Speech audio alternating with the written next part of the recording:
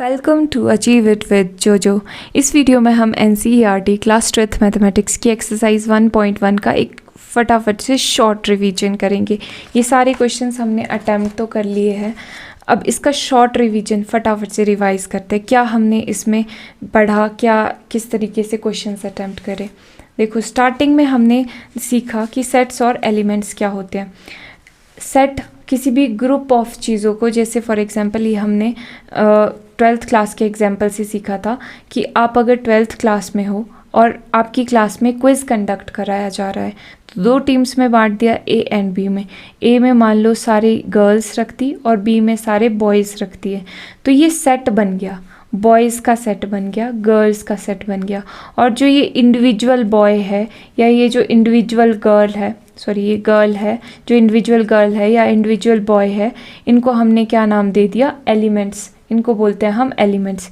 ये सेट हो गया और ये इसके एलिमेंट्स हो गए। ये होता है सेट और एलिमेंट का मतलब, और सेट को इस ब्रैकेट से डिनोट करते हैं। देन हमने सीखा रिलेशन क्या होता है। रिलेशन ह्यूमंस के रिलेशन के जैसे ही होते हैं।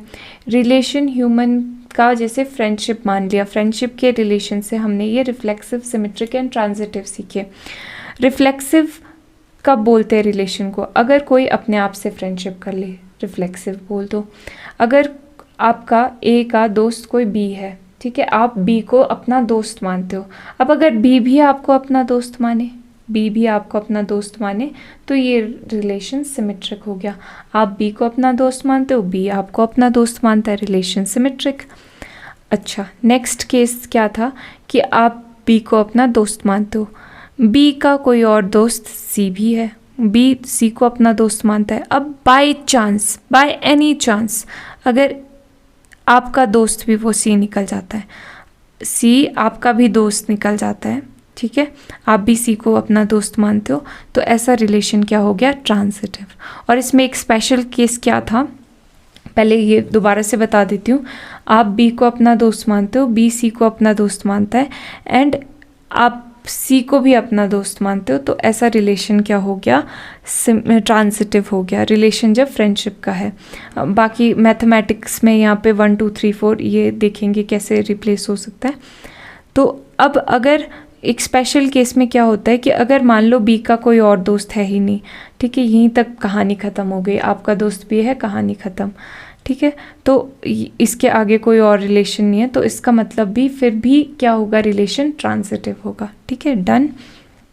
अब अगर मैथमेटिक्स में देखो, मैथमेटिक्स में मान लो ये रिलेशन है और ये एलिमेंट्स है, ये एलिमेंट है, ये एलिमेंट है, ये एलिमेंट है, ठीक है। अब पूछा जाए आपसे कि देख के बताओ क्या ये रिफ्लेक्सिव है। रिफ्लेक्सिव मतलब खुद के साथ रिलेशन हो या खुद की कॉपीज़ हो, ऐसा भी बोल सकते हैं। तो 1 1 है, 2 2 है, ठीक है, ये रिलेशन रिफ्लेक्सिव है। अब सिमेट्रिक, सिमेट्रिक का क्या मतलब है, अगर 1 2 प्रेजेंट है तो 2 1 भी प्रेजेंट होना चाहिए, ठीक है, 1 2 है तो 2 1 भी होना चाहिए, तो वो भी है, ठीक है, तो इसको बोलते हैं कि ये सिमेट्रिक भी है। अब ट्रांजिटिव कैसे हुआ कि अगर 1 2 है और 2 किसी और से भी रिलेटेड है, जैसे 2 यहाँ पे 2 1 से रिलेटेड है, तो 1 1 भी प्रेजेंट है क्या, ये चेक करो, 1 1 भी प्रेजेंट है, इसका मतलब क्या है कि ये रिलेशन ट्रांजिटिव भी है, ठीक है। ये हमने बेसिक देखे। अब क्वेश्चंस पे आते हैं। क्वेश्चन नंबर 1 में क्या पूछा था, क्वेश्चन नंबर 1 था कि determine whether each of the following relations are reflexive, symmetric and transitive. सबसे पहले यही बताना है कि रिफ्लेक्सिव, सिमेट्रिक, ट्रांजिटिव है कि नहीं। सबसे पहला रिलेशन में ये सेट दिया हुआ था जिसमें रिलेशन था 3x - y = 0। सबसे पहला काम क्या किया, इसको सिंप्लीफाई कर दिया। 3x - y = 0 का क्या मतलब है, y को दूसरी तरफ ले गए, ठीक है, तो प्लस का हो गया। अब y ऐसे भी लिख सकते हैं क्योंकि इक्वल ही है, तो y = 3x, मतलब x की वैल्यू अब हम कुछ भी डालें तो y की वैल्यू भी आ जाएगी। x की वैल्यू 1 से 14 तक कुछ भी डाल सकते हैं, तो पहले 1 डालते हैं, 1 × 3 3 आ गया, फिर 2 डाल दी x की वैल्यू, तो 2 × 3 6 आ गया, ठीक है, फिर 3 डाल दी, 3 × 3 9 आ गया, फिर 4 × 3 12 आ गया। अब 5 नहीं डाल सकते क्योंकि 5 × 3 तो 15 आ गया, पर 15 तो यहाँ पे है नहीं, और हमें इसी में से नंबर्स लेने थे, x भी y भी इसी में से लेना था, ठीक है, तो यहीं तक हमारा ये रिलेशन बन गया। अब जब ये यहाँ पे इस फॉर्म में आ जाता है तो हमें देखना आसान हो जाता है कि रिफ्लेक्सिव है, सिमेट्रिक है कि ट्रांजिटिव है। अब रिफ्लेक्सिव देखो, क्या 1 1 प्रेजेंट है? नहीं है। 1 1 does not belong to R, इस तरीके से हमने लिख दिया। लिखने का तरीका देखो कि 1 1 डज नॉट बिलोंग टू, ये बिलोंग टू होता है और ये does not belong to R की है ही नहीं इसमें, तो भाई तो जनरल में भी लिख दिया, ये एग्जाम्पल दे के लिख लिया, तो जनरल में भी लिख लेते हैं कि X X does not belong to R, तो आर ये चीज़ रिफ्लेक्सिव नहीं है। फिर सिमेट्रिक के लिए 1 3 देखो, फर्स्ट से स्टार्ट करना है सबसे पहले। 1 3 है तो 3 1 है क्या? 3 1 नहीं है कहीं पे भी। ये चीज़ हमने यहाँ पे लिख दी कि 1 3 तो है पर 3 1 नहीं है, तो जनरल फॉर्म में भी लिख दिया कि एक्स वाई तो है पर वाई एक्स नहीं है, तो इसका मतलब ये सिमेट्रिक नहीं है। देन ट्रांजिटिव के लिए 1 3 है और 3 का किसी और के साथ रिलेशन है, हाँ 3 एंड 9 है, तो क्या 1 और 9 का भी रिलेशन है? 1 एंड 9 है? कहीं नहीं है 1 एंड 9, तो ये हमने लिख लिया कि 1 3 तो है, 3 9 भी है, बट 1 और 9 कहीं नहीं है, तो इसका मतलब ये ट्रांजिटिव भी नहीं है। तो ये चीज़ आ गई फर्स्ट का first part. Then next part में क्या आता है? सेकेंड पार्ट में relation R in set N of natural number. अब नेचुरल, कोई भी नेचुरल नंबर ले लो, यहाँ पे तो 1 से लेकर 14 तक ही ले सकते थे ना, यहाँ पे रिस्ट्रिक्शन थी। अब यहाँ पे नेचुरल नंबर्स की रिस्ट्रिक्शन है कि कोई भी आप नेचुरल नंबर ले सकते हो। नेचुरल नंबर मतलब 1 2 3 4 से up to so on to infinity, ठीक है, ये नेचुरल नंबर्स होते हैं। अब किस तरीके से आपने एक्स एंड वाई लिखना है कि वाई एक्स प्लस 5 हो एंड x जो है लेस देन 4 हो, तो x लेस देन 4। अब x लेस देन 4 से नीचे तो हमारे पास 3 ही नेचुरल नंबर्स आते हैं, मतलब 3 नेचुरल नंबर्स के साथ सारी गेम है, तो 1 2 3 पहले ही लिख देते हैं। अब ये अगर x की वैल्यू 1 2 3 डालोगे तो क्या आएगा? 1 + 5 6 आ गया, 2 + 5 x को 2 रख दिया ना, तो 2 + 5 क्या आ गया? 7, 3 + 8 आ गया, 3 + 5 आ गया 8, है ना। तो बस यही चीज़ आ गई। ये 1 2 3 क्यों लिखा? क्योंकि ये कंडीशन है ना दी हुई कि x सिर्फ और सिर्फ 4 से कम ही हो सकता है, और नेचुरल नंबर तो 1 से स्टार्ट होते हैं, 1 2 3 ही आएगा, मतलब 1 2 3 x की वैल्यू फिक्स हो गई, तो y की भी हमने निकाल दी थी। अब ये जब आ गया हमारे पास रिलेशन, तो अब इजीली देख सकते हैं कि रिफ्लेक्सिव है, सिमेट्रिक है, ट्रांजिटिव है। अब 1 1 कहीं पे नहीं दिखाई दे रहा है, तो रिफ्लेक्सिव नहीं है। 1 6 है क्या? 6 1 है? कहीं पे नहीं है, तो ये सिमेट्रिक भी नहीं है। अब 1 6 है, 6 का किसी और के साथ रिलेशन है? नहीं, बस इतने में ही बात ख़त्म हो गई है, तो ये तो स्पेशल केस बन गया, क्योंकि आगे तो ऑर्डर्ड पेयर ही नहीं है, तो इसका मतलब ये ट्रांजिटिव है। This is transitive. Next question करते हैं। नेक्स्ट थर्ड में क्या पूछा है?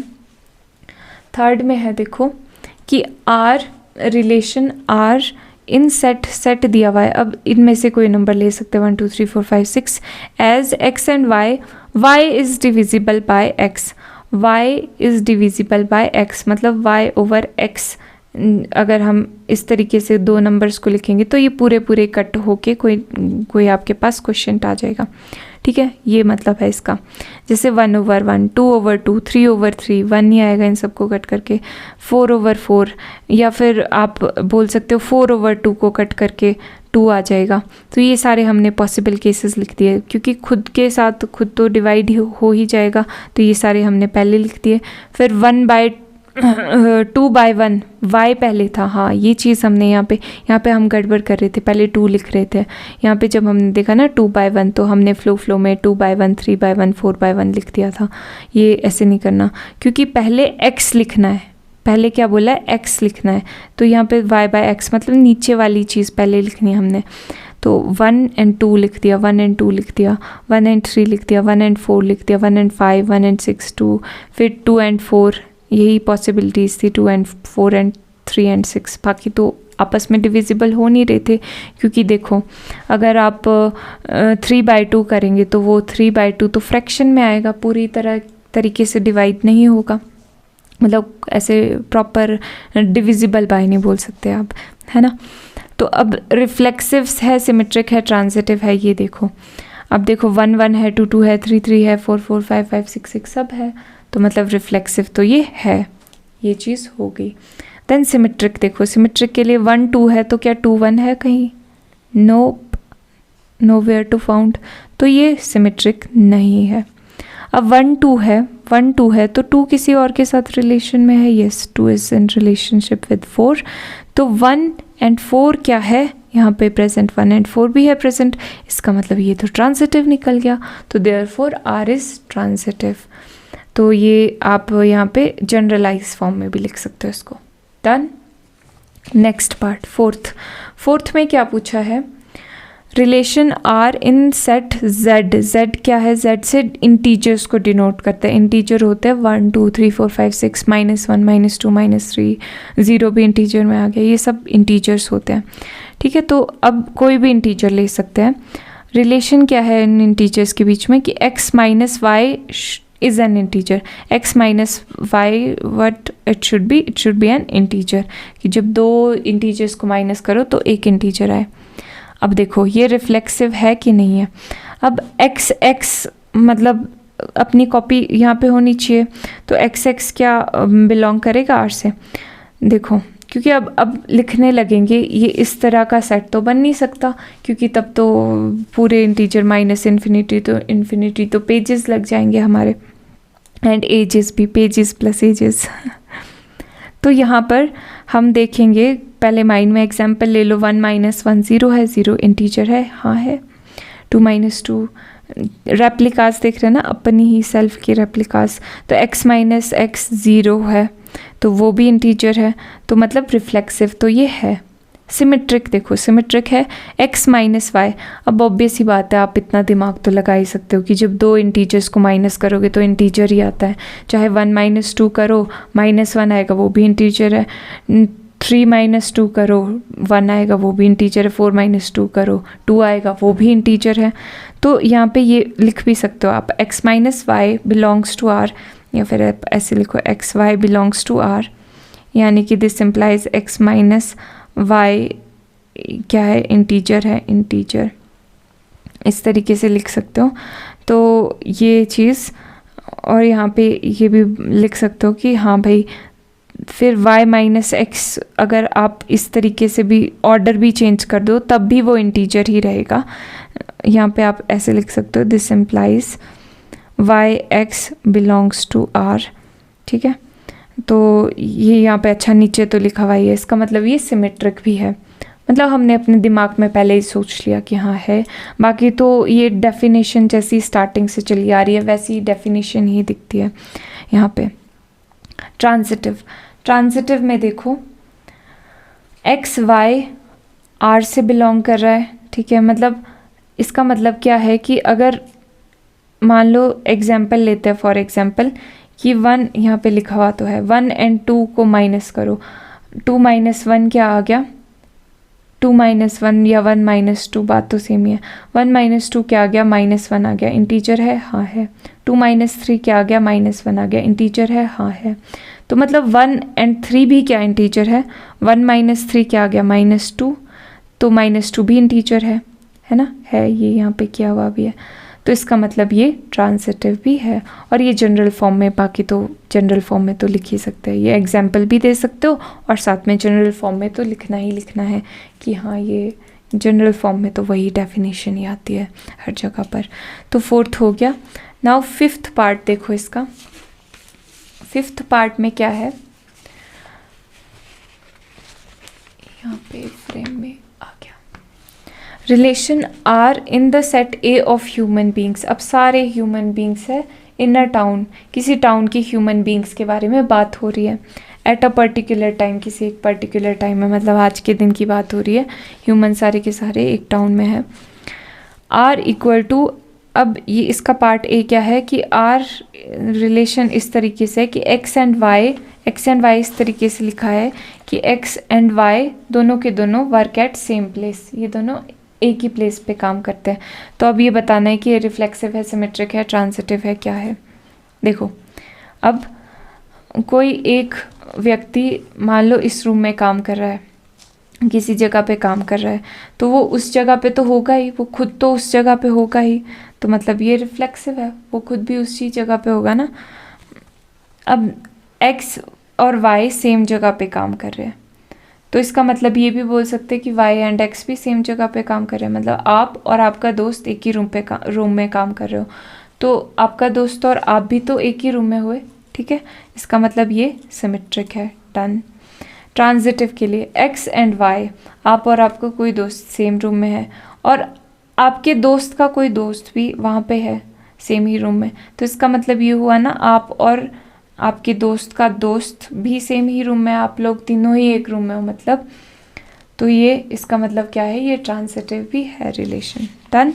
Next, X Y live in same locality, X and Y live in same locality, same जगह पे रहते हैं, तो ये तो सेम ही टाइप का हो गया, यहाँ पे वर्क हो रहा था और यहाँ पे रह रहे हैं, यहाँ पे काम कर रहे थे, यहाँ पे सेम जगह पे रह रहे हैं, तो बात तो सेम ही है, खुद की जगह पे तो सेम रहेगा ही रहेगा, मतलब मैं यहाँ पे रह रही हूँ तो मैं ही यहाँ पे भी तो रहूँगी, है ना। तो अब मान लो मैं यहाँ पर हूँ, इस रूम में हूँ और मेरे साथ कोई और भी है रूम में, तो ऐसा भी कह सकते हैं कि उसके साथ मैं भी हूँ इस रूम में, ठीक है, मतलब इन द सेंस कि दो पर्सन सेम ही रूम में, तो यहाँ पे ये सिमेट्रिक भी है। अब ट्रांजिटिव, मान लो आप और आपका दोस्त, वही वाला एग्जांपल, आपके दोस्त एक रूम में है, आपका दोस्त और लोकेलिटी ले लो, रूम ले लो, लोकेलिटी लो, यहाँ पे लोकेलिटी लिखा है, बात तो वही है, मोहल्ला। वाई एंड जेड भी सेम रूम में है, तो मतलब एक्स और जेड भी सेम ही रूम में हुए, ट्रांजिटिव भी है ये। डन। नेक्स्ट पार्ट है कि x is exactly 7 centimetre taller than y, x is exactly 7 centimetre taller than y। अब ये मज़ेदार क्वेश्चन है, देखो x क्या पॉसिबल है कि मतलब खुद से कोई 7 सेंटीमीटर बड़ा हो सकता है? नहीं, खुद से कैसे होगा, सेम ही टाइम पे, यहाँ पे देखो सेम टाइम दिया हुआ है, एट अ पर्टिकुलर टाइम दिया हुआ है ऊपर, ऐसे नहीं कि सालों की बात हो रही है, तो खुद से तो कोई ऐसे एक ही दिन में 7 सेंटीमीटर, एक ही टाइम पे, आज अभी मान लो इसी सेकंड में हम चेक कर रहे हैं, तो खुद से कोई 7 सेंटीमीटर थोड़ी ना बड़ा हो सकता, तो ये नॉट रिफ्लेक्सिव है, ठीक है, ह्यूमनली। नाउ सिमेट्रिक, सिमेट्रिक के लिए देखो एक्स एंड वाई, मान लो एक्स वाई से 7 सेंटीमीटर बड़ा है, ठीक है, एक्स वाई से 7 सेंटीमीटर बड़ा है वाई से, अब वाई एक्स से क्या 7 सेंटीमीटर बड़ा हो सकता है? नहीं, ये तो 7 सेंटीमीटर छोटा है, सेम ही टाइम पे कैसे एक दूसरे से दोनों 7 सेंटीमीटर कैसे बड़े हो सकते हैं, एक बड़ा होगा एक छोटा होगा, है ना, तो ये सिमेट्रिक नहीं है। देन ट्रांजिटिव, अब एक्स वाई से 7 सेंटीमीटर बड़ा है, एक्स वाई से 7 सेंटीमीटर बड़ा है और वाई जेड से 7 सेंटीमीटर बड़ा है जेड से, तो क्या एक्स और जेड एक्स जेड से 7 सेंटीमीटर बड़ा होगा? नहीं, नो, क्योंकि एक्स तो जेड से 14 सेंटीमीटर बड़ा हो गया ना, 7 + 7 14 सेंटीमीटर बड़ा हो गया, तो मतलब ये चीज़ तो रिलेशन आर से बिलोंग नहीं कर रही है, तो इसका मतलब आर इज़ नॉट ट्रांजिटिव। ये 5th का सी पार्ट भी हो गया। अब डी पार्ट देखो, डी पार्ट में क्या है, यहाँ पे देखो, R = XY such that X is wife of Y, इस तरह से है कि X क्या है, Y की वाइफ है। अब कोई खुद की वाइफ तो नहीं हो सकता, तो रिफ्लेक्सिव तो ये है नहीं। X अगर Y की वाइफ है तो Y तो X का हस्बैंड हुआ, तो मतलब ये भी रिलेशन R से बिलोंग नहीं कर रहा, R is not symmetric, assuming कि हम हस्बैंड वाइफ के ही रिलेशन की बात कर रहे हैं, ठीक है। यहाँ पे थोड़ा सा और क्लैरिटी हालांकि देनी चाहिए थी इस क्वेश्चन में, बट कोई बात नहीं, हम ऐसे ही अज्यूम कर लेते हैं। अब X अगर Y की वाइफ है तो Y मतलब एक मेल है, ठीक है, तो क्या Y किसी और की वाइफ हो सकता है? क्योंकि वो तो Y तो एक लड़का है, ठीक है, वो किसी और की वाइफ कैसे हो सकता है? तो मतलब ये तो आगे ऑर्डर्ड ही पॉसिबल नहीं है, तो वो स्पेशल केस आ गया, तो मतलब ये ट्रांजिटिव है ये रिलेशन, तो आप इसको ट्रांजिटिव बोलोगे। Then next, X is father of Y, reflexive, कोई खुद का फादर तो नहीं हो सकता कि किसी ने खुद ही फादर बन गया कोई अपना, no. Okay, philosophically may be possible but biologically not possible. Symmetric, symmetric में क्या होगा कि X अगर Y का फादर है तो क्या Y भी X का फादर होगा? नो, Y तो X का बेटा निकला, तो ये तो पॉसिबल नहीं है, ये does not belong to R, तो ये सिमेट्रिक नहीं होगा। नाउ ट्रांजिटिव, एक्स वाई के साथ एक्स वाई के फादर है, एक्स वाई के फादर है, एक्स वाई के फादर है एंड वाई जेड के फादर है। तो क्या एक्स जेड के भी फादर हुए? नो, एक्स तो जेड के दादाजी लगे ना, क्योंकि इस जेड के पापा तो ये है, वाई के पापा ये है, तो जेड की ये क्या लगे? दादाजी। तो ये तो not this does not belong to R, तो आर क्या है? R is not transitive here. ठीक है, डन।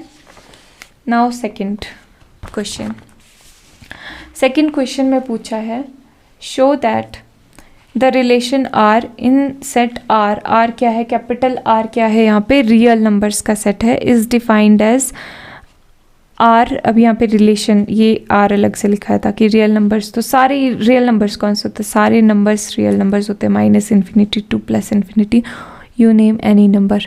ठीक है, कॉम्प्लेक्स नंबर्स के अलावा ऑफ कोर्स ऐसे आयोटा वाले नंबर बोलोगे तब तो कैसे ही चलेगा, मतलब 1.1 बोल दो, 1.0000567 बोल दो। ठीक है, ये भी रियल नंबर आ गया। अब ये कैसे रिलेटेड है कि A and B are related such that पढ़ते हैं इसको, A is less than equal to B का स्क्वायर। ठीक है, अब ये बताना है कि ये रिफ्लेक्सिव, सिमेट्रिक एंड ट्रांजिटिव है कि नहीं है, मतलब बताना क्या है, शो करना है कि ये ना तो रिफ्लेक्सिव है, ना सिमेट्रिक है, ना ट्रांजिटिव है। अब देखो, शो करना है तो आधी चीज़ तो हमें पता ही है कि है, सच्चाई क्या है, पर फिर भी शो कर लेते हैं। देखो 1 के लिए देखते हैं, 1 का स्क्वायर 1 ही हुआ, 2 एंड 2 का स्क्वायर 4 हुआ, 3 एंड 3 का स्क्वायर 9 हुआ, 0.1 का 0.1 हुआ और इसका स्क्वायर क्या हुआ? 0.01। अब देखो क्या ये कंडीशन ट्रू है? ये वाली कंडीशन 1 लेस देन तो नहीं है बट इक्वल टू तो है। जब यहाँ पे ऐसे करके दिया होता है ना, तो या तो लेस देन होना चाहिए या इक्वल टू होना चाहिए, दोनों में से कोई भी एक कंडीशन ट्रू होनी ही चाहिए। तो यहाँ पे इक्वल टू है, ठीक है, ये कंडीशन ट्रू है। तो क्या 2 लेस देन 4 है? 2 4 से छोटा है क्या? हाँ बिल्कुल है, ठीक है, ये भी ट्रू है। 3 लेस देन 9 है, ठीक है, बट यहाँ पे चेंजिंग हो गई है, यहाँ पे 0.1 तो बड़ा होता है 0.01 से, क्योंकि आप इसको 10 समझ लो ना, 0.10 समझ लो, वैसे 10 बोलते नहीं है, 0.10 ही बोलते हैं, बट यहाँ पे आप 10 समझ लो और यहाँ पे 1, तो 10 तो 1 से बड़ा हुआ। ठीक है, तो ये छोटा तो नहीं हो सकता। तो मतलब अगर एक भी पेयर एग्जिस्ट नहीं कर रहा है तो आपका वो रिलेशन सिमेट्रिक रिफ्लेक्सिव नहीं है, तो ये रिफ्लेक्सिव नहीं है, ये हमने प्रूव कर दिया यहाँ से इस एग्जाम्पल के थ्रू। देन सिमेट्रिक का देखते हैं, 1 2 पहले तो रिलेशन ऐसे करके लिख देते, 1 2 लिख देते, 2 1 लिख देते हैं। अब इसका यहाँ पे वो रिलेशन बना देते हैं कि पहला जो है वो सिंपल है और दूसरे वाले का स्क्वायर है, तो यहाँ पे पहला सिंपल लिख दिया, दूसरे वाले का स्क्वायर कर दिया, सेक 2 का स्क्वायर हुआ 4, 2 सिंपल लिख दिया, 1 का स्क्वायर हुआ 1।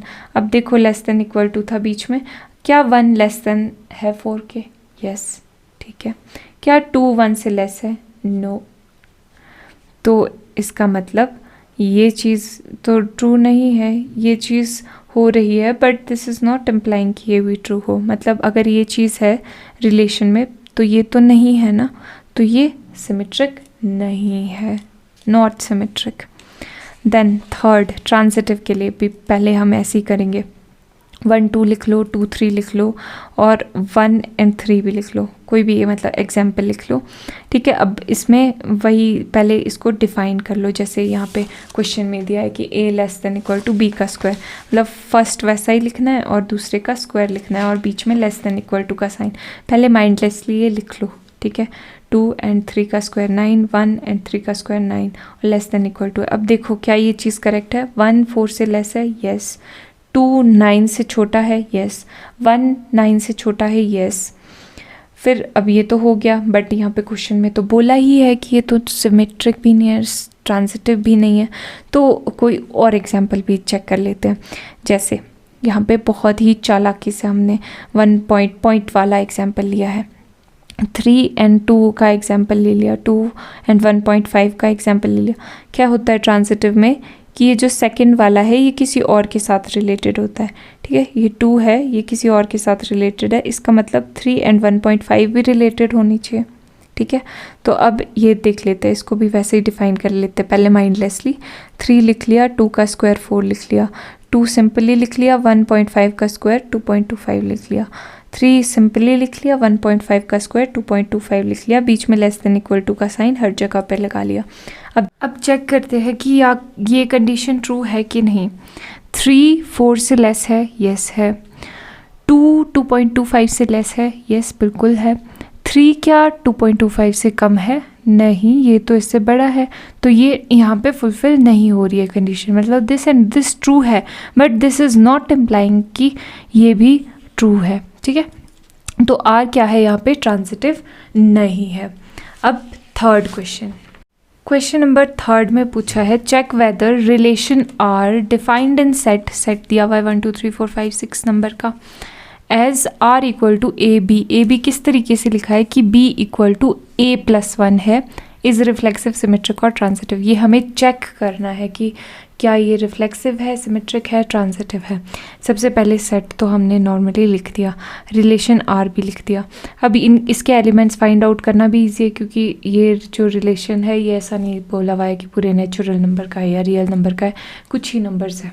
तो देखो, अब ए इनमें से कुछ भी हो सकता है, पर बी क्या है? a+1 है, मतलब यहाँ पे जो भी लिखेंगे उसमें +1, 1 + 1 2, 2 + 1 3, 3 + 1 4, 4 + 1 5, 5 + 1 6। अब 6 + 1 7 नहीं हो सकता, क्योंकि 7 तो यहाँ पर है ही नहीं, ठीक है। तो इतने ही पॉसिबल एलिमेंट्स हैं। अब देखो क्या ये रिफ्लेक्सिव है? देखो 1 1 तो कहीं पे प्रेजेंट ही नहीं है, कोई रिपीटेड कॉपीज अपने आप की तो प्रेजेंट ही नहीं है, तो ये रिफ्लेक्सिव नहीं है। अब सिमेट्रिक है क्या? 1 2 प्रेजेंट है क्या? 2 1 प्रेजेंट है? नोप, नोवेयर टू फाउंड, तो ये सिमेट्रिक भी नहीं है, ये चीज़ यहाँ पे लिख दी। अब 1 2 प्रेजेंट है, 2 का किसी और के साथ रिलेशन है, 2 and 3 प्रेजेंट है, तो क्या 1 and 3 भी प्रेजेंट है? 1 and 3 नोवेयर टू फाउंड, तो ये भी नहीं है। तो इसका मतलब क्या है? This is not even transitive भी ये नहीं है। Now question number 4, show that the relation are defined in R. अब यहाँ पे सारे रियल नंबर्स बोला है, कोई भी रियल नंबर्स ले सकते हो आप। R equal to A and B किस तरीके का रिलेशन है कि ए इज़ लेस देन और इक्वल टू बी। अब ये दिखाना क्या है हमें कि ये रिफ्लेक्सिव तो है, ट्रांजिटिव भी है, बट सिमेट्रिक नहीं है, ठीक है।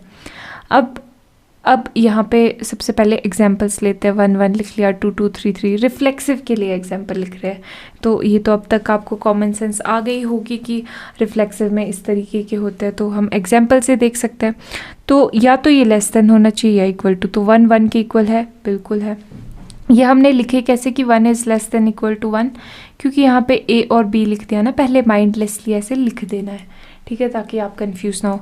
पहले 1 1 लिख दिया और यहाँ पे बी का स्क्वायर नहीं है, क्यूब नहीं है, सिंपल बी है, तो ये भी बी सिंपल लिख दिया। ये ए लिख दिया, बी लिख दिया, ए लिख दिया, बी लिख दिया, और बीच में लेस देन इक्वल टू का साइन है, लिख दिया। अब देखो क्या ये कंडीशन ट्रू है? 1 1 के इक्वल है, 2 2 के इक्वल है, 3 3 के इक्वल है, लेस देन और इक्वल टू है ना, या तो लेस देन हो या इक्वल टू हो। तो लेस देन तो नहीं है, बट इक्वल टू तो है, यानी कि ये कंडीशन ट्रू है, ठीक है। ये तो बात बन गई। तो मतलब इसका मतलब क्या है? आर रिफ्लेक्सिव है। अब यहाँ पे पॉइंट वाला नंबर भी लोगे तो भी 0.1 लोगे तो 0.1 के इक्वल आएगा, क्योंकि यहाँ पे क्यूब नहीं है ना, स्क्वायर है, सेम ही नंबर आएगा, तो वो भी इक्वल हो जाएगा, तो ये रिफ्लेक्सिव है। देन अच्छा नेक्स्ट पेज, सिमेट्रिक के लिए क्या देखेंगे हम? 1 2 and 2 1 का यहाँ पे एग्जाम्पल ले लिया, तो माइंडलेसली पहले लिख देते 1 2 2 1, सेम उतार दिया, यहाँ पे चेप दिया। अब लेस देन इक्वल टू का साइन भी लगा लिया। अब देखो कि ये ट्रू है कि नहीं है। 1 2 से छोटा है, येस है। 2 1 से छोटा है क्या? नोप, नॉट हैपनिंग, नॉट ट्रू। तो ये ऐसे लिख दिया। तो since if A is less then, ये बाकी सारी चीज़ें तो लिखने वाली बात है कि हाँ ये लेस देन है, ये जनरल फॉर्म में लिख दिया। अब ये लेस देन है, पर ये तो ट्रू नहीं है, तो इसका मतलब ये सिमेट्रिक नहीं है। नाउ ट्रांजिटिव के लिए 1 2 2 3 एंड 1 3। ये जो एग्जांपल्स है हमने ये जनरल एग्जांपल्स लिए हैं, क्योंकि यहाँ पे बोला हुआ है कि आर कोई भी रियल नंबर ले सकते हैं। आप यहाँ पे कोई भी रियल नंबर आप यूज़ कर सकते हैं। तो अब 1 3 देखो, 1 2 लिख लिया, 2 को किसी और के साथ रिलेट कर दिया तो 1 3 भी आना चाहिए, 1 3 भी लिख दिया। तो यहाँ पे देखते हैं, अब फटाफट से वैसे ही लिख देते हैं सारे के सारे A and B and then बीच में लेस देन इक्वल टू का साइन। अब देखो क्या ये ट्रू है, 1 2 से लेस है, ठीक है, 2 3 से लेस है, ठीक है, 1 3 से छोटा है, हाँ ठीक है। अब यहाँ पे और कुछ एग्जांपल्स भी देख लिए, पॉइंट वाले भी, ये भी ट्रू निकल गए। इसका मतलब ये क्या है, ट्रांजिटिव है relation. Then 5th question, next में क्या है कि check whether the relation R in R, real number है, यहाँ पे कोई भी रियल नंबर ले सकते हैं हम, defined by R equal to A B such that A is less than equal to B का क्यूब। अब ये देखो जहाँ पे भी ये स्क्वायर एंड क्यूब है ना, यहाँ पे समझ लेना कि ट्रांजिटिव और सिमेट्रिक तो मुश्किल ही है और रिफ्लेक्सिव भी होना मुश्किल ही है। तो रिफ्लेक्सिव, सिमेट्रिक और ट्रांजिटिव है, ये चेक करो। तो अब यहाँ पे देखो सबसे पहले 1 1 2 2 0.1 0.1 का एग्जाम्पल ले लिया, क्योंकि इसमें पॉइंट वाले भी ले लेते हैं ताकि हम रेशनली मतलब अच्छे से हम एनालाइज कर सकें। तो पहले माइंडलेसली ये कंडीशन बना दो कि 1 और यहाँ पे इसका क्यूब, बी वाले का क्यूब 1 एंड बी वाले का क्यूब 1 का क्यूब, 2 एंड 2 का क्यूब इज 8, 0 एंड 0.1 एंड 0.1 का क्यूब यहाँ पे लिख दिया। अब बीच में लेस देन इक्वल टू का साइन भी लगा लिया। अब देखो क्या 1 1 की इक्वल है, ठीक है। 2 8 के इक्वल है या छोटा है, हाँ 2 8 से छोटा है, ठीक है। 0.1 0.001 से छोटा है, नो, 0.1 तो बड़ा होता है। जैसे यहाँ पे 100 है तो यहाँ पे तो 0.01 ही है। 1 2 3 हाँ इसी तरीके से आएगा। नाउ तो इसका मतलब क्या है कि ये रिफ्लेक्सिव नहीं है। नाउ सिमेट्रिक के लिए देखो 1 2 एंड 2 1 का केस होना चाहिए, ठीक है, मतलब ये दोनों एग्जिस्ट करने चाहिए। तो 1 लिख लिया और 2 बी की जगह क्या है, बी का क्यूब लिखना है, यहाँ पे बी का क्यूब लिख लिया। पहले सबसे पहले ये कंडीशन लिख लेनी है यहाँ पे। तो बी का क्यूब 8 आ गया, यहाँ पे भी 2 लिख लो, 1 का क्यूब इज़ 1 और बीच में ये साइन लगा दो। अब चेक करो कि ये ट्रू है कि नहीं। 1 क्या 8 से छोटा है, यस छोटा है। 2 क्या 1 से छोटा है, नो, 2 तो 1 से बड़ा होता है। तो ये पॉसिबल नहीं है, ये ट्रू नहीं है। तो इसका मतलब R is not symmetric. Then transitive के लिए भी यहाँ पे क्लेवरली कोई ऐसा एग्जाम्पल लो जिससे आप प्रूफ कर सको कि ये ट्रांजिटिव नहीं है, क्योंकि आपको यहाँ पे पता चल रहा है कि क्यूब है तो यहाँ पे कुछ ना कुछ गड़बड़ तो होनी ही है, मतलब लेस देन इक्वल टू, आप समझ रहे हो मैं क्या बोल रही हूँ। 4 एंड 2 कर लिया, देन 2 का किसी और के साथ भी रिलेशन देख लिया यहाँ पे 1.5 के साथ, तो 4 एंड 1.5 का भी सेम ही वो ट्रू होना चाहिए रिलेशन। तो सबसे पहले ये नंबर्स जब हमने छांट लिए तो माइंडलेसली इसको लिख लो। 4 एंड बी का क्यूब, यहाँ पे 2 का क्यूब 8 आ गया, 2 एज इट इज़ 1.5 का क्यूब आ गया, 4 एज इट इज़ 1.5 का क्यूब आ गया। अब ये बीच में ऐसे सिंबल भी लगा लो। अब देखो चेक करो क्या 4 8 से कम है, यस इट इज़ ट्रू। 2 3 से कम है, हाँ ठीक है। 4 3.3 से कम है, नो नहीं। तो इसका मतलब ये ट्रांजिटिव भी नहीं है। Now question number 6, show that the relation, यहाँ पे देखो, show that the relation R in set 1 2 3, set क्या है 1 2 3 है, ये देखो, is given by R equal to, ये रिलेशन भी हमारा काम आसान करके दे दिया है ये, very good. Is symmetric but neither transitive nor reflexive. अब इसमें शो क्या करना है, ये तो सामने सामने दिख रहा है, पर फिर भी आप बता सकते हो कि हाँ 1 1 यहाँ पे है नहीं, 2 2 यहाँ पे है नहीं, तो ये रिफ्लेक्सिव नहीं है। 1 2 है, 2 1 है, तो मतलब ये सिमेट्रिक है। और 1 2 है, 2 1 है, पर 1 1 नहीं है, 1 1 नहीं है, तो ये ट्रांजिटिव नहीं है। बात खत्म। Easiest question, question number 7। अच्छा ये 7th क्वेश्चन भूल गए थे, तो ये लास्ट पेज पे है, लास्ट पेज निकाला जाए। हाँ ये देखो, ये है क्वेश्चन नंबर 7th का पेज। शो दैट, यहाँ पे दिख रहा है, okay. Show that the relation R in set A of all books in library. Set A है all books in library of a college.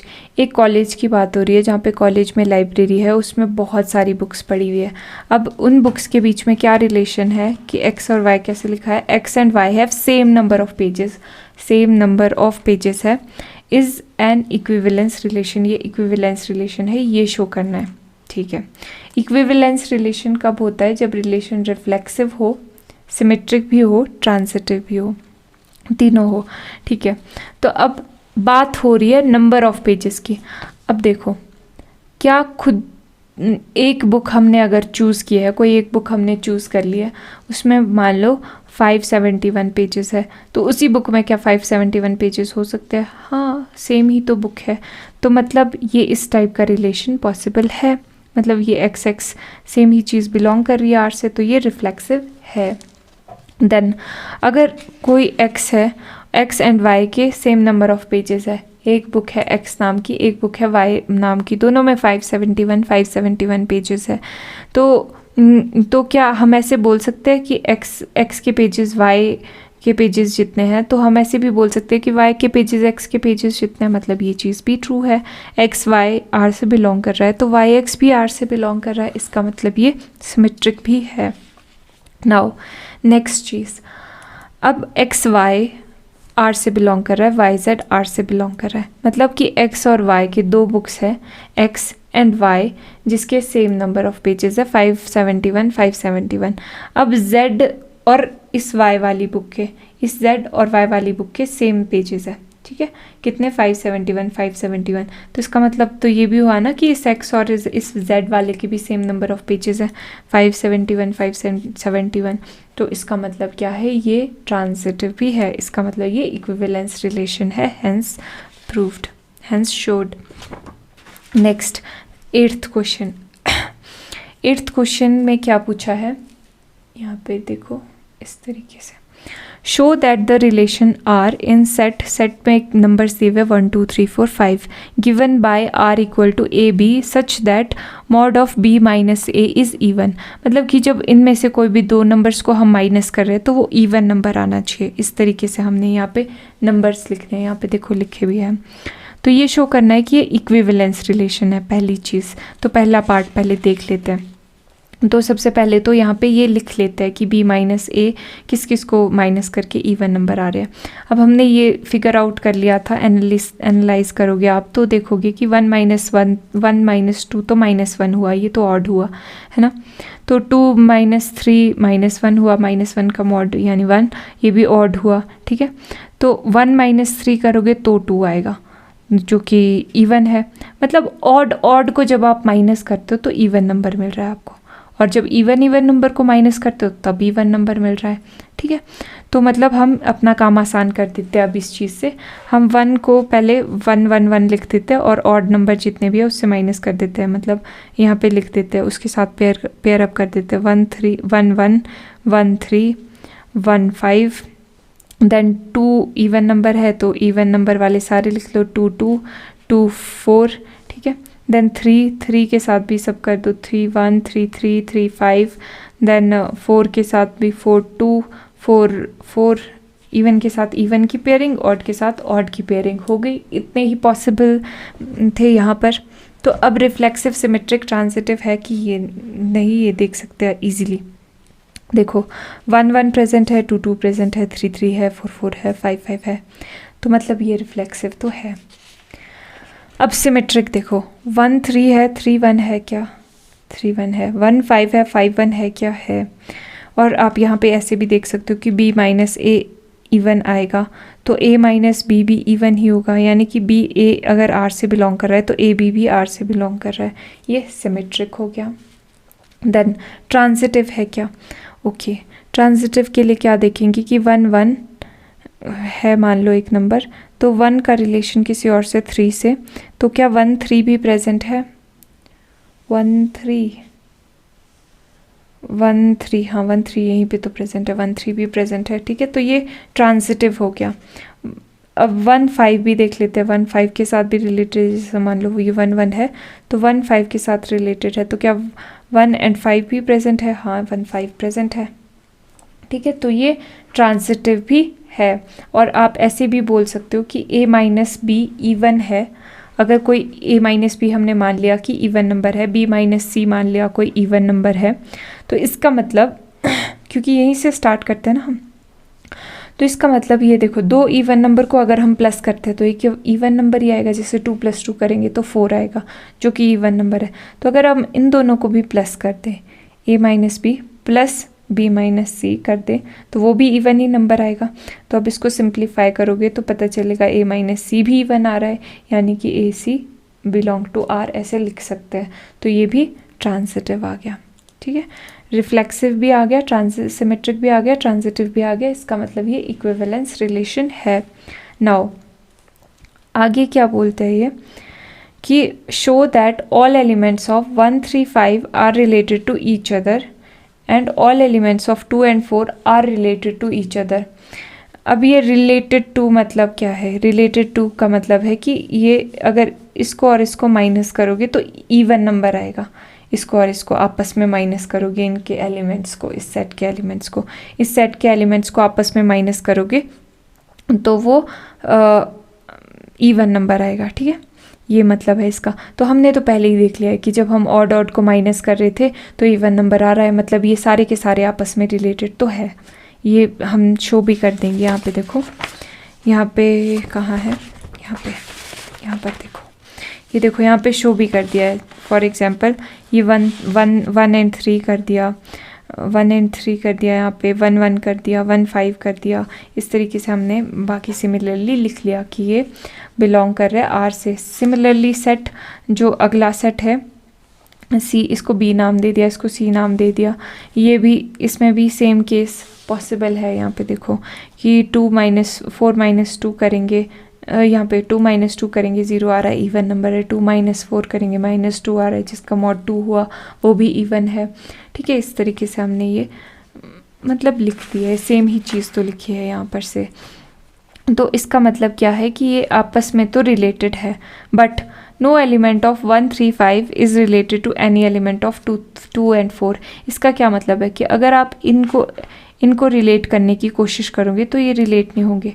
Relate क्या मतलब है कि ये इवन नहीं आएगा, इसका जो माइनस करके आएगा। तो 2 - 1 करोगे तो 1 आएगा जो कि ऑड है। 4 - 3 करोगे तो 1 आएगा जो कि ऑड है। 4 - 5 करोगे -1 आएगा, जिसका मॉड लोगे तो 1 आएगा, वो भी ऑड है, ठीक है। तो ये चीज़ हमने यहाँ पे लिख दी है। तो देयरफॉर हमने क्या शो कर दिया यहाँ पे, यही चीज़ लिख के कि no element of set B जो कि 1 3 5 है is related to this thing. यही तो शो करना था और ये भी शो कर दिया, hence showed. Next question 9th, show that each of relation R in set A. यहाँ पे रिलेशन आर दिया हुआ है, सेट है X belonging to integer such that X 0 से 12 के बीच में है। 0 से लेकर 12 तक कोई भी नंबर ले सकते हैं, कोई भी इंटीजर ले सकते हैं। ये जेड इंटीजर होता है, 1 2 3 4 5 6 7 8 9 10 11 12 तक ले सकते हैं। नाउ आर क्या है? रिलेशन ए एंड बी सच इस तरीके से लिखा है कि a - b is multiple of 4, ठीक है। फिर सेकेंड पार्ट ये चीज़ है, a = b लिखा है, इज़ एन इक्विवेलेंस रिलेशन। मतलब हर पार्ट के लिए हमें ये तो प्रूफ करना ही करना है कि ये इक्विवेलेंस रिलेशन है। इसका मतलब क्या है? रिफ्लेक्सिव है चेक करना है, सिमेट्रिक है ये भी चेक करना है, एंड ट्रांजिटिव है या नहीं ये भी चेक करना है, ठीक है। डन। फिर नेक्स्ट पार्ट में क्या पूछा है? Find the set of all elements related to 1, और साथ में ये भी बताओ कि ऐसा सेट भी बताओ एलिमेंट्स का, एलिमेंट्स आना था, elements related to 1 in each case, ठीक है। तो जो कि 1 से रिलेटेड है। अभी पहले फर्स्ट पार्ट करते हैं, इक्विवेलेंस प्रूफ करते हैं फर्स्ट पार्ट का।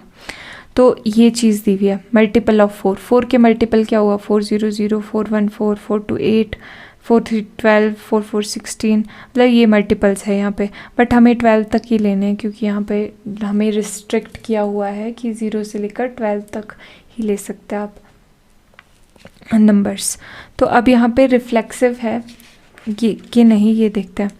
अब a माइनस ए, कोई भी दो नंबर लिख लिए, जैसे 4 माइनस 4, तो वो 0 आएगा। क्या वो मल्टीपल है 4 का? यस, 4 का मल्टीपल होगा, क्योंकि 0 तो मल्टीप्लाई करके आ ही रहा है, 0 से मल्टीप्लाई करके आ रहा है, तो ये रिफ्लेक्सिव है।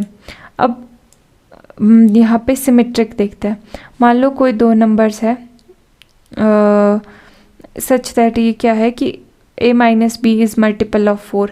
जैसे मान लो 8 माइनस 4 क्या आया? 4 आया। तो 4 तो 4 का मल्टीपल है ही। तो अगर 4 माइनस 8 कर दोगे, अभी 8 माइनस 4 क्या ना, तो अगर 4 माइनस 8 करोगे तो क्या आएगा? -4 आएगा।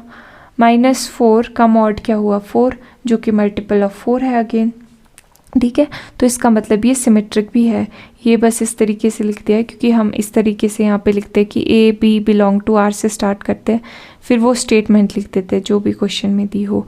फिर इसको थोड़ा सा इस तरीके से दिखाने की कोशिश करते हैं कि बी माइनस ए आ जाए, मतलब इंटरचेंज हो जाए ऑर्डर। इस तरीके से हम दिखाने की कोशिश करते हैं, और फिर हम बी ए को आर से बिलोंग करते हुए देखते हैं। तो इस तरीके से हम हर क्वेश्चन में करते हैं।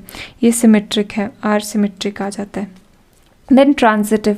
ट्रांजिटिव के लिए क्या होना चाहिए कि ए बी बिलोंग कर रहा है आर से, बी सी बिलोंग कर रहा है आर से, तो इसका मतलब क्या होना चाहिए कि ए एंड सी भी बिलोंग करे आर से।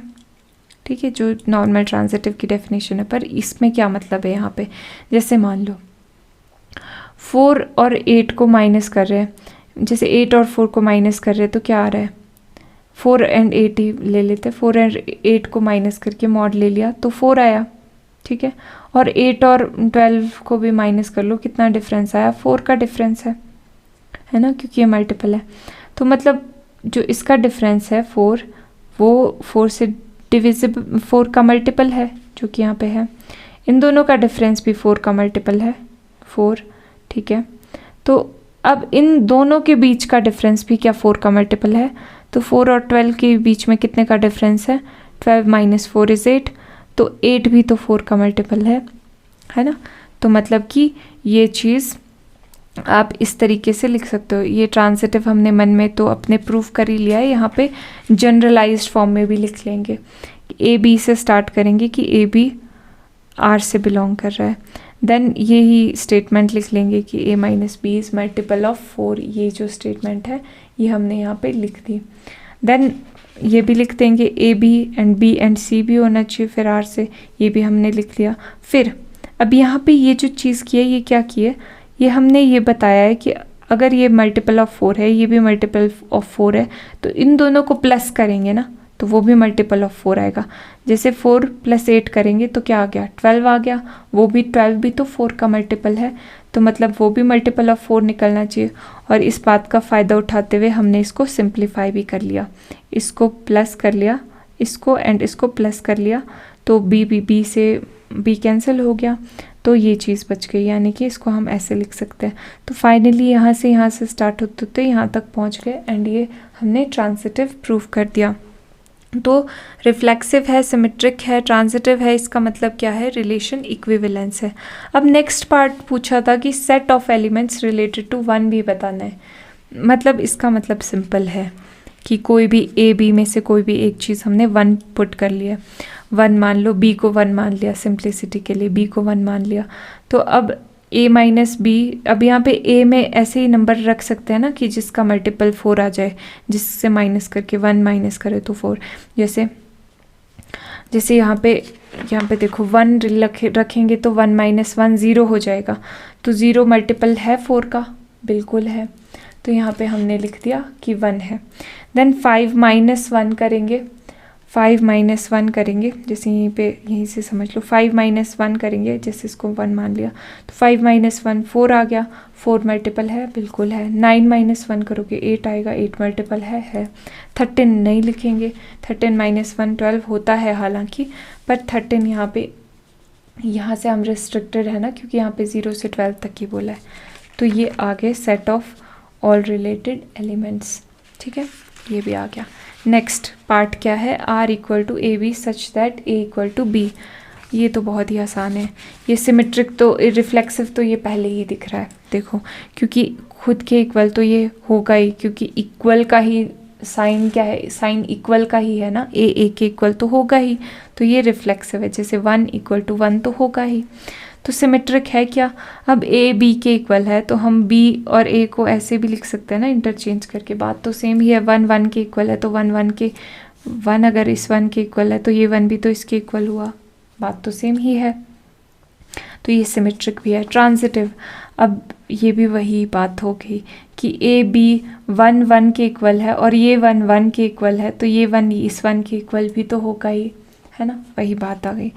पर यहाँ पे शो कैसे करेंगे आप कि A = B है एंड B = C है मान लो, तो अब इसका मतलब क्या है कि A B के इक्वल है, B C के इक्वल, A B के इक्वल है एंड B किसके इक्वल है, C के इक्वल है। इसका मतलब A एंड C भी इक्वल है। तो ये हमने शो कर दिया यहाँ पे कि ये ट्रांजिटिव है। और रिफ्लेक्सिव है, सिमेट्रिक है, ट्रांजिटिव है, इसका मतलब रिलेशन क्या है, इक्विवेलेंस रिलेशन।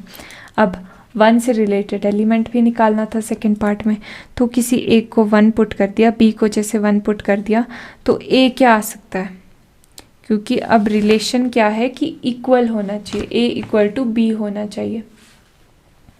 तो बी तो 1 रख दिया है तो ए क्या आ जाएगा, =1 आ जाएगा। ए =1 यानी कि 1 1 का सेट, ये रिलेशन में ये एलिमेंट आएगा।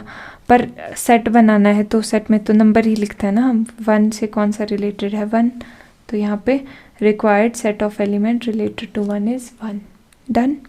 Now question number 10th, give an example of relation, यहाँ पे देख लो, which is symmetric but neither transitive nor reflexive.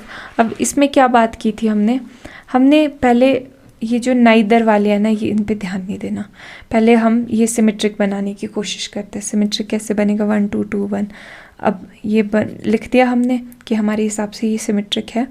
अब ट्रांजिटिव और रिफ्लेक्सिव तो नहीं हो रहा कहीं गलती से, ये हमने चेक कर लेना है। अब 1 1 नहीं है कहीं, नहीं है तो रिफ्लेक्सिव तो नहीं है, ठीक है। ट्रांजिटिव तो नहीं है कहीं, ये 1 2 है, 2 1 है, तो क्या 1 1 प्रेजेंट है, नो 1 1 नहीं है, तो ठीक है, ये हमारा एग्जाम्पल आ गया।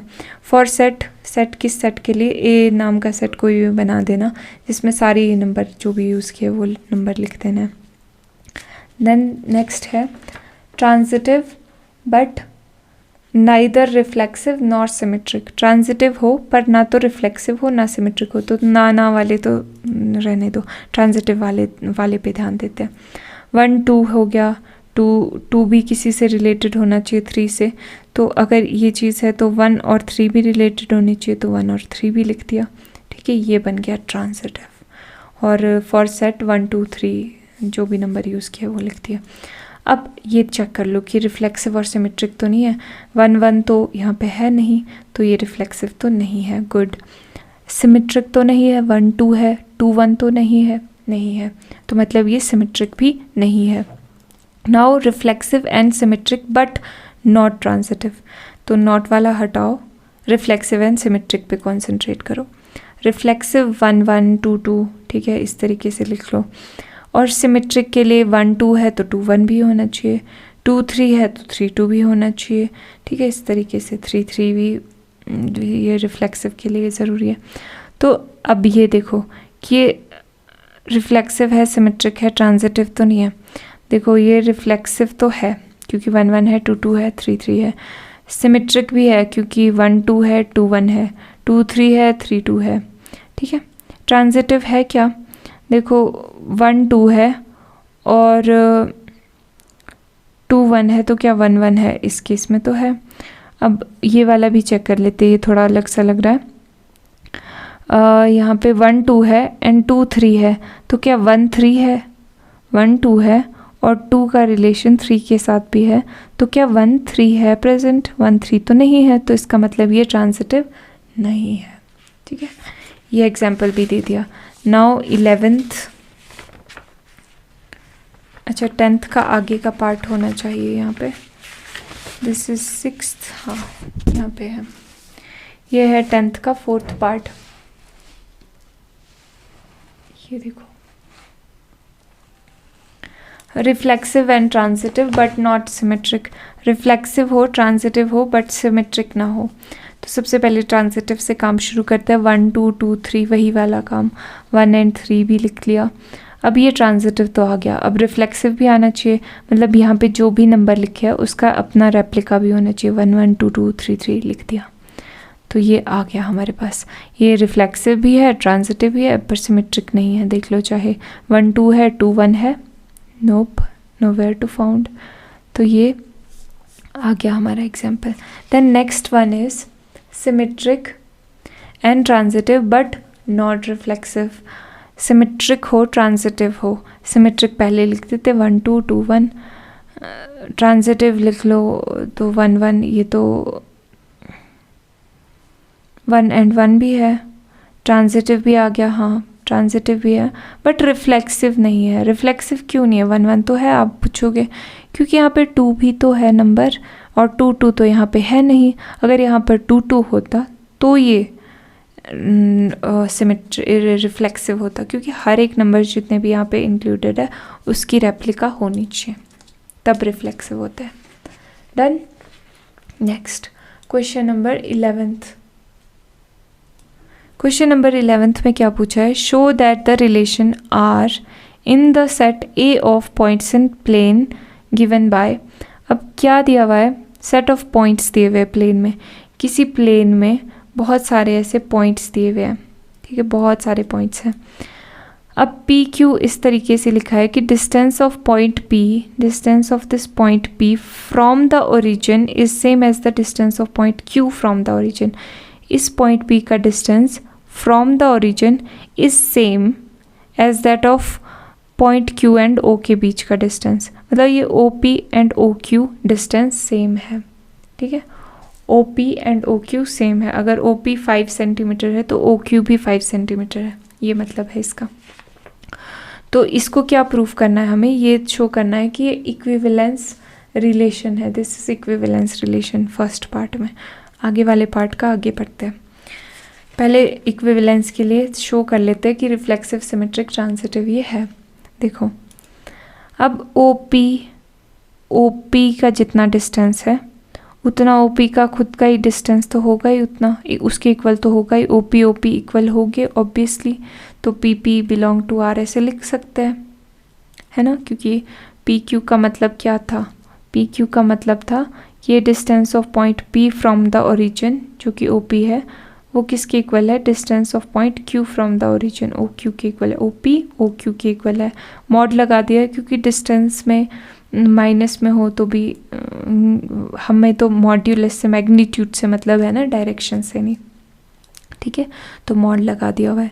तो O P equal to O P आया, मतलब पी पी बिलोंग कर रहा है आर से, तो ये आर आ गया रिफ्लेक्सिव।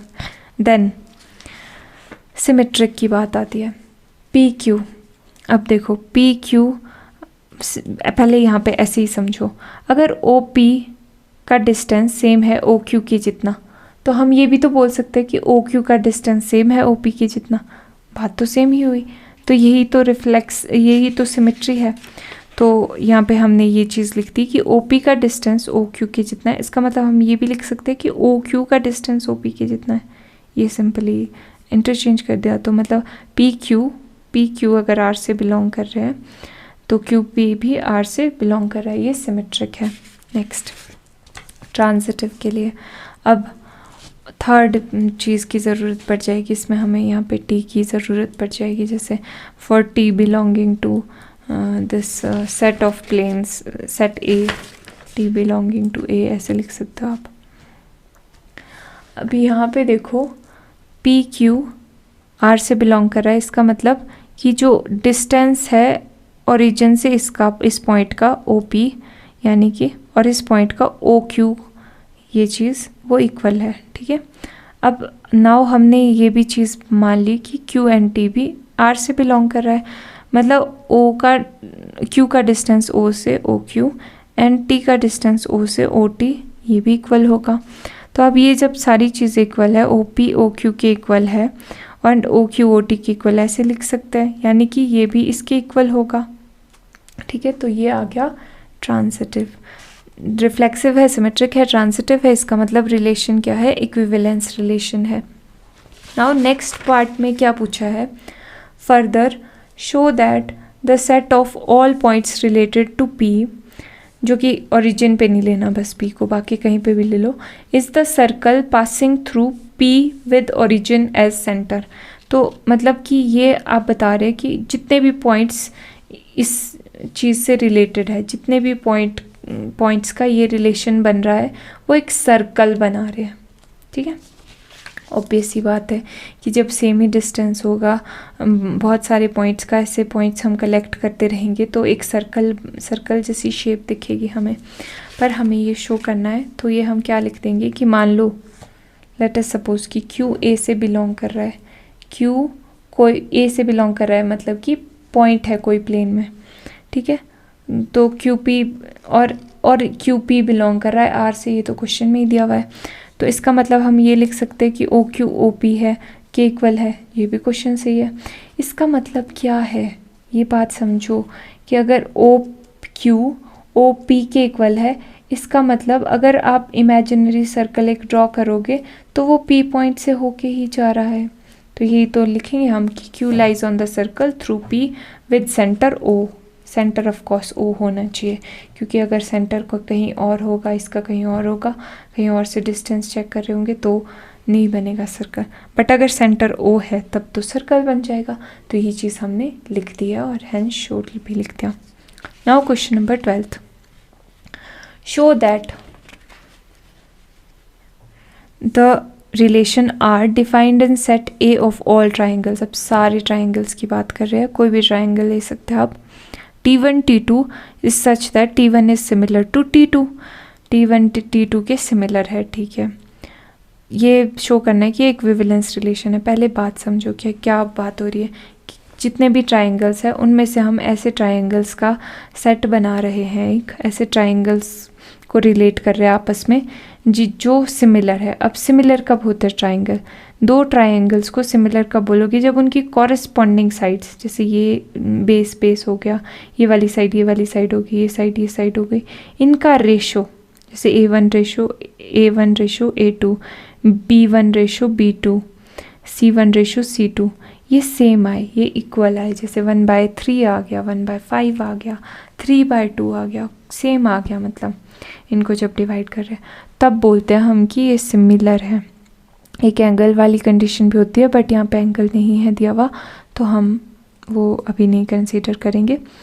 तो यहाँ पे देखो, सबसे पहली चीज़ समझो, इक्विवेलेंस रिलेशन के लिए रिफ्लेक्सिव होना चाहिए, सिमेट्रिक होना चाहिए, ट्रांजिटिव होना चाहिए।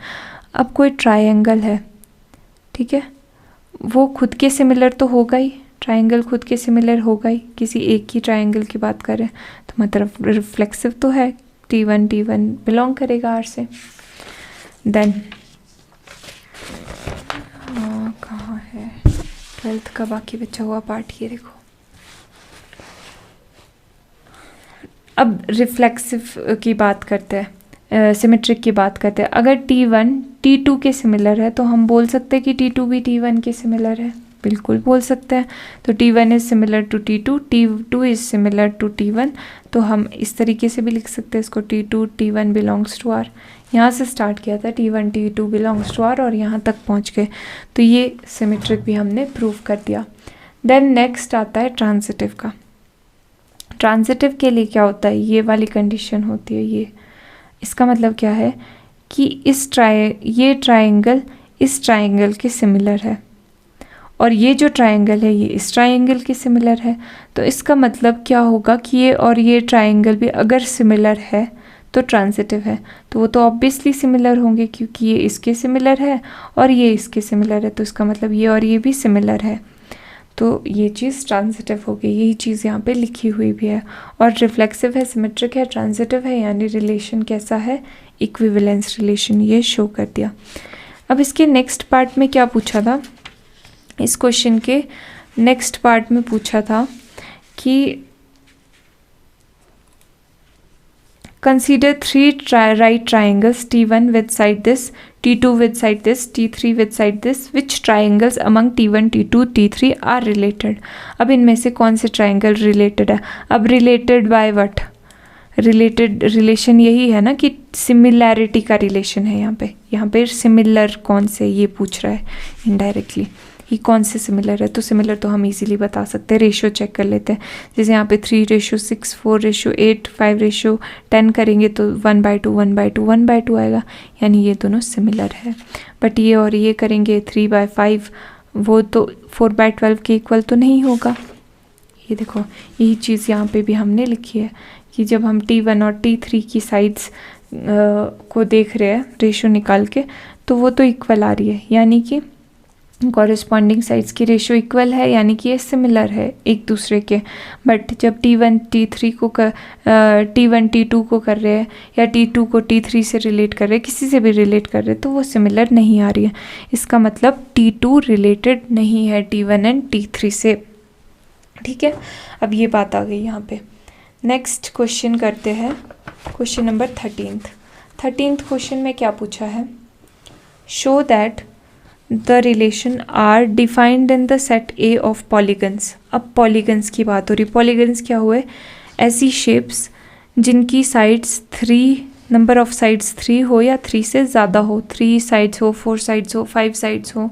जैसे ट्राइंगल हो गया, स्क्वायर हो गया, रेक्टेंगल हो गया, पैरेललोग्राम हो गया, पेंटागन हो गया, ये सब किस में आ गए, पॉलीगन्स में। अब कैसे रिलेटेड है ये कि P1 and P2 have same number of sides, दो की सेम नंबर ऑफ साइड्स है। P1 की भी, कोई पॉलीगन P1 की भी, किसी पॉलीगन P2 की भी सेम नंबर ऑफ साइड्स है, ऐसा हमने रिलेशन मान लिया है। तो ये इक्विवेलेंस रिलेशन है, ये प्रूव करना है, ये शो करना है। ठीक है, वेरी इजी। अब देखो क्यों इजी है, क्योंकि P1 P2 same number of sides से ही रिलेटेड है और किसी से नहीं। तो अगर P1 मान लो ट्राइंगल है, तो ट्राइंगल की sides P1 and P1 related है, ये बोल सकते हैं ना, क्योंकि P1 ट्राइंगल के साइड के नंबर ऑफ साइड्स के तो इक्वल होगी ही, अगर P1 कोई ऐसे शेप है। ठीक है, तो P1 and P1 have same number of sides. ठीक है, तो देन ये रिफ्लेक्सिव हो गया। देन P1 एंड P2 के अगर सेम नंबर ऑफ साइड्स है, मतलब जैसे एक P1 है और एक P2 है, इन दोनों की सेम नंबर ऑफ साइड्स है, तो P2 और P1 की भी तो सेम नंबर ऑफ साइड्स होगी। ये चीज़ हमने लिख दी, यानी ये सिमेट्रिक भी है। अब यहाँ पे भी सेम ही तरह का लॉजिक है कि P1 P2 and P2 P3 and P1 and P3 की फिर चेक करेंगे कि सेम आ रही है कि नहीं। P1 P2 की सेम साइड्स है, P1 P2 की सेम नंबर ऑफ साइड्स है। देन P2 एंड P3 की सेम नंबर ऑफ साइड्स है, तो क्या P1 एंड P3 की सेम नंबर ऑफ साइड्स है? यस होगी, बिल्कुल होगी। तो ये ट्रांजिटिव है, सिमेट्रिक भी है, रिफ्लेक्सिव भी है। तो रिलेशन कैसा है? इक्विवेलेंस है। अब इसमें नेक्स्ट पार्ट में क्या पूछा है, what is the set of all elements in A related to right angle triangle T with sides 3, 4 and 5।